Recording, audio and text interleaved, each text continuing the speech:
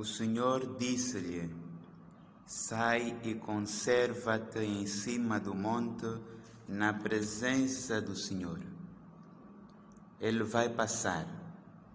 Nesse momento passou diante dele um vento impetuoso e violento, que rachava as montanhas e quebrava os rochedos, mas o Senhor não estava naquele vento. Depois do vento, a terra tremeu, mas o Senhor não estava no tremor da terra. Passando o tremor de terra, acendeu-se um fogo, mas o Senhor não estava no fogo. Depois do fogo, ouviu-se o murmúrio de uma brisa ligeira. Tendo Elias ouvido isto, cobriu o rosto com o manto, saiu e pôs-se à entrada da caverna. Uma voz disse-lhe: que fazes aqui, Elias? Ele respondeu: consumo-me de zelo pelo Senhor, Deus dos exércitos, porque os israelitas abandonaram a vossa aliança, derrubaram os altares e passaram os profetas ao fio da espada. Só eu fiquei e agora querem tirar minha vida. Em nome do Pai, do Filho e do Espírito Santo. Amém. Acabamos de ouvir, caríssimos irmãos, a passagem do livro de 1 de Reis, capítulo 19, versículo 11 a 14. Antes de começarmos, gostaria de saudar a todos vós que a esta hora, nesta hora vespertina, nos acompanhais e dizer que eu que falo para vós sou Elton Vieira Dias Arão e nós somos de Catequizandes Rudibus.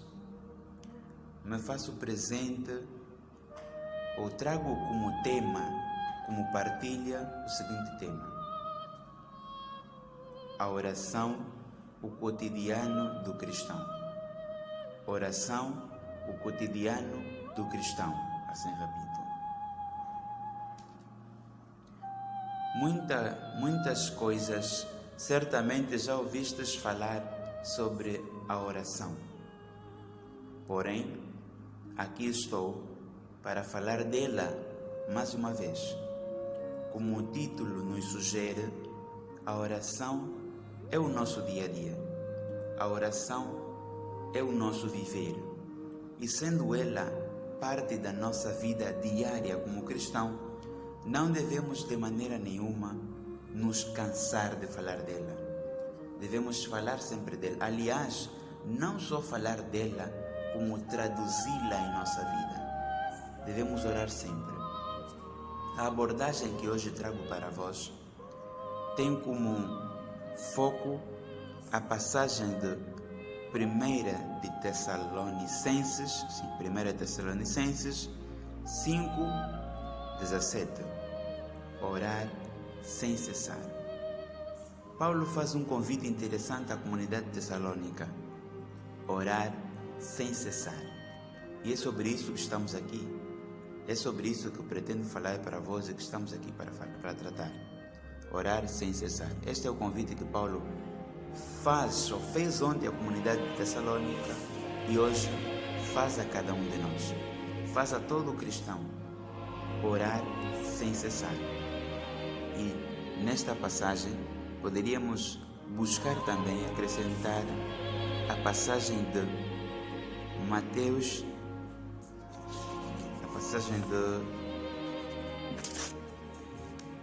Mateus 26:41. Vigiai e orai, assim diz o Senhor. Jesus diz: vigiai e orai. E Paulo depois diz: orar sem cessar. Este é um convite que agora também estendo a vós. Orar sem cessar. Podemos nos interrogar: como possível? O que significa? Como orar sem cessar numa sociedade como a nossa? Antes de mais, para dizer que oração, de uma forma muito simples, é falar com Deus, conversar com Deus. E cessar, conhecemos muito bem esse verbo, não é? Sem parar. Significa que nunca devemos deixar de orar. Antes, gostaria de sublinhar um dado importante. Estamos num grupo de catequese, certamente. E na catequese há essencialmente 2 movimentos. O primeiro, sublinho o primeiro e o segundo, mas não em ordem de precedência ou estabelecendo uma hierarquia, mas digo o primeiro e o segundo, tendo em conta o que nos traz aqui, o assunto que nos traz. Em primeiro lugar, temos o falar sobre Deus. O primeiro movimento que acontece na catequese é o falar sobre Deus. Na catequese temos o catequista e o catequizando, e ambos se predispõem para falar sobre Deus. E um segundo momento é o falar com Deus. Então, na catequese não só falamos sobre Deus, como também falamos com Deus. Este falar com Deus é a oração, e é por isso que estamos aqui. E é sobre este segundo momento que pretendemos falar hoje. Falar com Deus. Então, vamos falar da oração. Esta oração que deve caminhar conosco todos os dias. Deve estar presente em nossa vida em todos os momentos. Podemos nos perguntar, como ia dizendo, como é possível numa sociedade como a nossa, numa sociedade com tanto barulho dos táxis, barulho das músicas, muitas vezes podem vir da nossa casa, dos nossos familiares ou dos nossos vizinhos, barulho da pobreza, o barulho das injustiças, o barulho da falta de compaixão.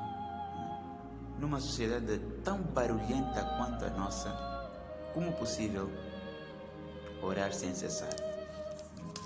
Como sabemos, para nós os católicos,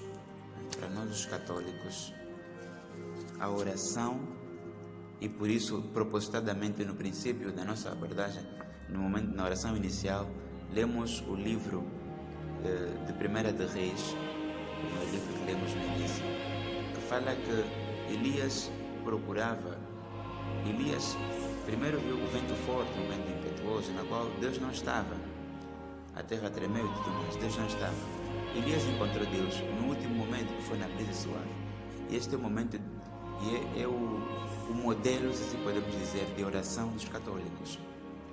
Uma oração silenciosa. Nós não chegamos na igreja com tanto barulho, tanta barulheira, se posso dizer, e nos colocamos a rezar. Ou em que cada um começa a rezar em voz alta a sua oração pessoal, e depois, para quem ouve, cria um certo ruído, um barulho, uma confusão. Não, para nós os católicos, nosso modelo de oração não é esse. Nós entendemos, como está explícito no livro de Reis, que Deus fala na brisa suave, no silêncio, não no barulho, não no vento impetuoso. Então, como é possível rezar sem cessar numa sociedade tão problemática, desculpe que eu diga, tão problemática como a nossa, tão barulhenta? Podemos também sublinhar o barulho das redes sociais. Parece silenciosa. Aqui eu uso o barulho não no sentido do ruído, mas no sentido de que rouba o nosso tempo, rouba a nossa atração e nos distrai, se assim podemos dizer, nos distrai, nos tira muitas vezes do físico, da realidade, nos leva numa correria incrível. Imagina, para aqueles que são, por exemplo, um youtuber ou tiktoker, aqueles que gostam muito, estão sempre nas redes sociais, sabem que nas redes sociais as coisas funcionam em questões de segundo. É toda uma correria. Não há espaço, ninguém para. Poucas vezes se faz uma reflexão. A nossa vida é sempre uma correria. Temos que estar sempre a pensar o que gravar agora, o que colocarei para os meus fãs, o que poderei partilhar. E temos que ir partilhando sempre. Não podemos em nenhum momento deixar de atualizar as pessoas que nos seguem, as pessoas que nos acompanham sobre a nossa vida, sobre o que se passa conosco, ou alguma partilha. Temos que colocar sempre e colocar sempre. Então isso nos distrai. É isto que eu refiro como barulho das redes sociais. Também isto nos afasta, nos distrai um pouquinho, nos impede de orar sem cessar até certo ponto. Nos impede. Então, como devemos fazer? O orar sem cessar. De facto é difícil.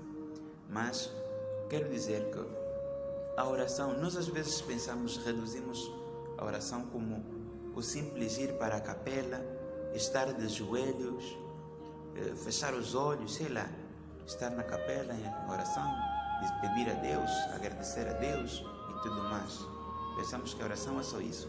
Isso é oração de facto, como por exemplo ir à Santa Missa, que é a nossa oração por excelência, a mais completa, a mais perfeita, e na qual nenhum de nós pode de maneira nenhuma descurar-se desta realidade de participar da celebração eucarística, principalmente da missa do domingo.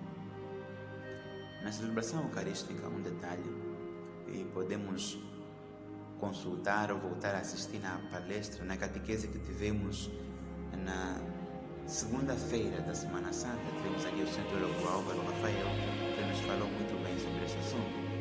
Na missa, nesta que celebramos todos os dias, se realiza, é incrível, se realiza a paixão, a morte e a ressurreição. Todos os dias. E não existe duas missas, não existem três missas, a missa é só uma. Quando vamos à missa, nos fazemos presente de forma viva e real da última ceia. Não é uma outra última ceia, aquela última ceia que Jesus celebrou.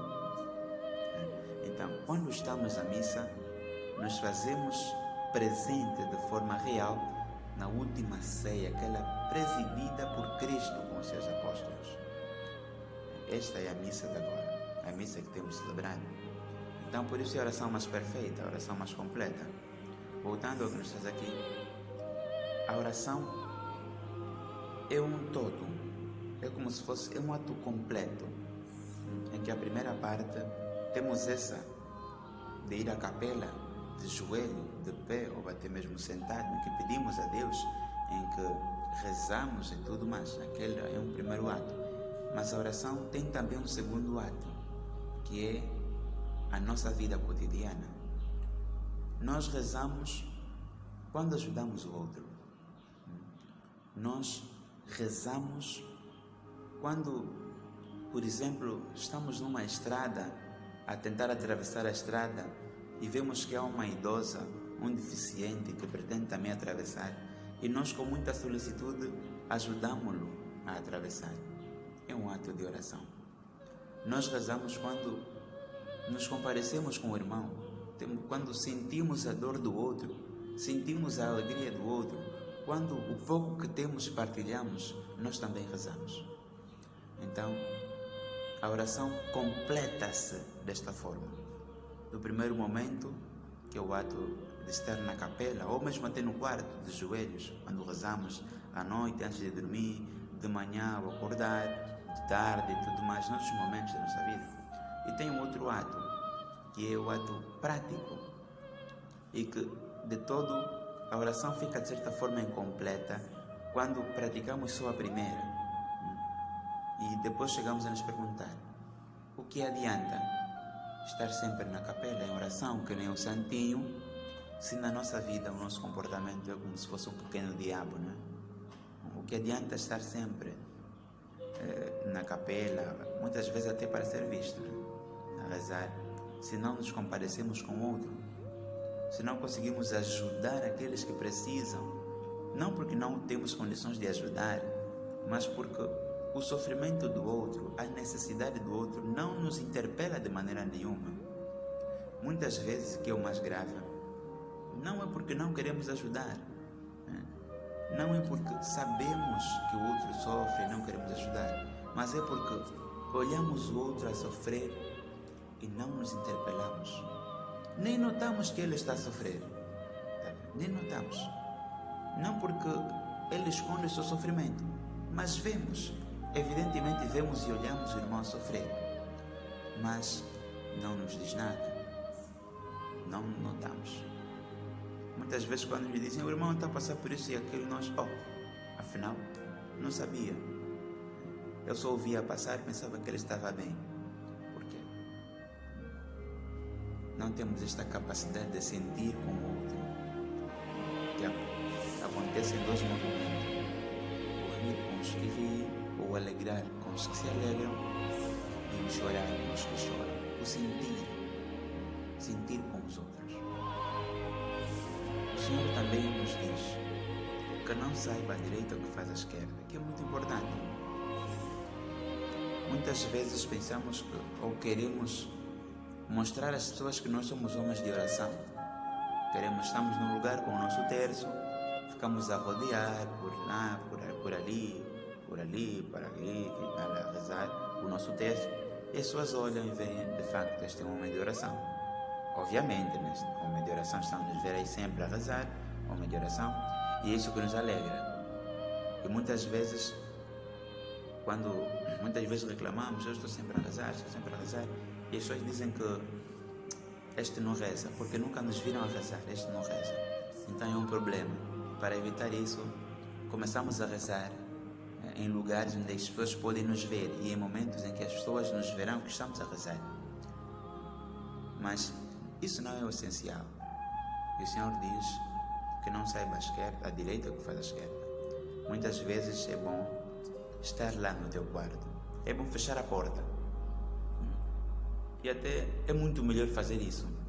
Nós não precisamos que as pessoas nos digam que nós somos homens de oração, não precisamos disso. Nós não precisamos que as pessoas nos avaliem a qualidade da nossa oração, que as pessoas infiram, se posso dizer, que nós somos homens de oração ou não. Nós não precisamos disso, porque quando acreditamos que a opinião das pessoas sobre isso é importante, transformamos a nossa oração num simples ato de aparência, porque vamos querer fazer quando as pessoas estão a olhar a nós, estão a nos olhar, vamos querer fazer em lugares públicos para que as pessoas nos vejam e as pessoas saibam que somos homens de oração. E não é isso o essencial. Repito, muitas vezes é necessário e é bom fecharmos a porta, irmos num lugar íntimo, num lugar só, na brisa suave, e lá conversar com Deus, porque é isso que a oração é, uma conversa íntima com o Senhor. Então, isso acontece principalmente para aqueles que moram numa casa de formação, por exemplo, numa casa religiosa, em que tem uma figura, um formador que a avalia. Pode até ser também num grupo de jovens e tudo mais. Temos os formadores, temos o coordenador e tudo mais, que podem, de certa forma, avaliar o nosso comportamento, avaliar a nossa maneira de ser, a nossa maneira de estar. E que nesta linha, sim, e temos também um horário que guia toda a nossa ação diária. E neste horário temos momentos de oração. Por exemplo, para os sacerdotes, os seminaristas e até as religiosas, temos as laudes, que pode ser com a missa ou não. Temos a hora média, que para alguns fazem as 3 horas médias, né? Temos as vésperas, que também pode ser com a missa ou não. Temos as completas. Então podemos sublinhar 5, porque também tem a missa, que pode ser nas laudes, ou nas vésperas, até algumas vezes na hora média também. os 5 minutos de oração. Habitualmente nos horários que as casas de formação apresentam ou colocam como dia de vida para os formandos. E eu vejo a mesma coisa. Querer que aqueles que estão à nossa frente nos vejam orar e assim poder nos qualificar como homens de oração e dignos de chegar onde queremos chegar. Mas isto é um erro. É um erro da parte daquele que quer demonstrar que reza e da parte daquele que pensa que pode julgar a qualidade de oração porque encontrou o irmão ou tem encontrado o irmão muitas vezes na capela ou porque nunca o encontrou na capela. Os momentos em que ele está na capela, o irmão não está. Então o irmão não é homem de oração. É um dos erros. E outro erro que podia sublinhar é a questão da mecanicidade. O nosso corpo, quando isso faz parte do nosso ser, o nosso corpo, muitas vezes, quando vai fazendo a mesma atividade durante muito tempo, na mesma hora, é como que se habitua àquilo. Se habitua àquilo de tal forma que depois de um tempo, se deixarmos de fazer naquela hora o nosso corpo, é como se tentasse realizar sozinho. Nos sentimos que alguma coisa falta, porque o nosso corpo se habituou. Então, temos o horário, todos os dias, às mesmas horas. Cumprimos o horário, estamos na capela a rezar nas mesmas horas e corremos o risco de transformar a oração em algo mecânico. O problema não é do horário. O problema não é porque no horário todos os dias a oração é colocada à mesma hora. Não. O problema é nosso. Nós é que devemos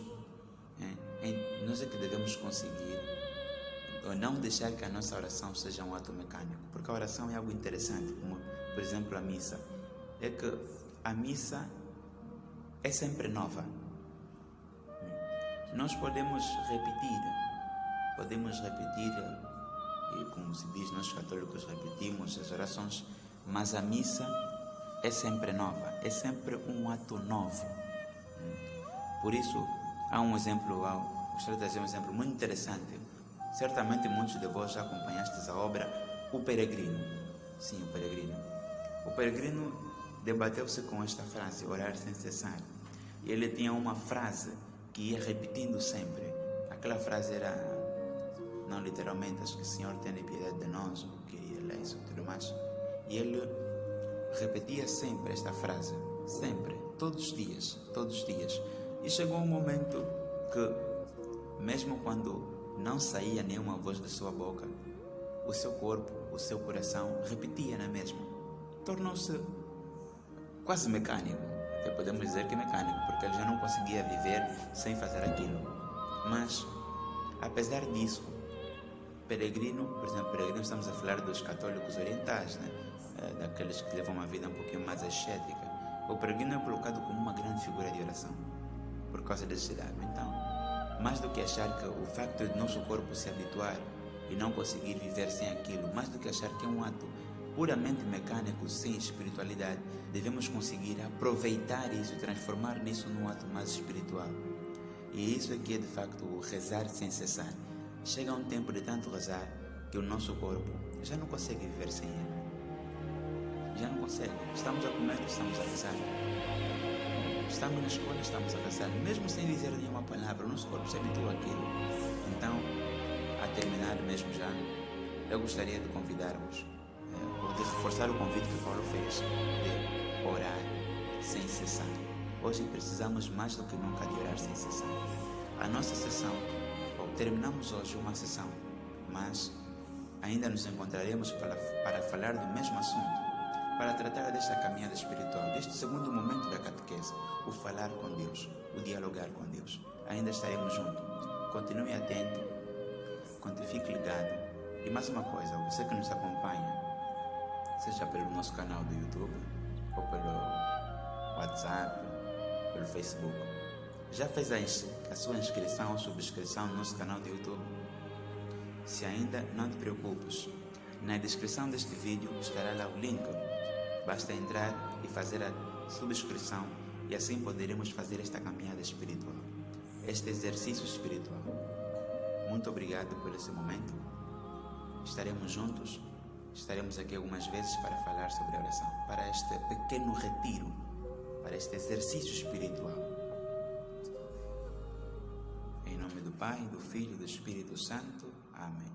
Muito obrigado, Senhor Pai Santo, por este momento de oração, por este momento de partilha, por este momento de diálogo convosco. Glória ao Pai, ao Filho e ao Espírito Santo, como era no princípio, agora e sempre. Amém. Em nome do Pai, do Filho e do Espírito Santo. Amém.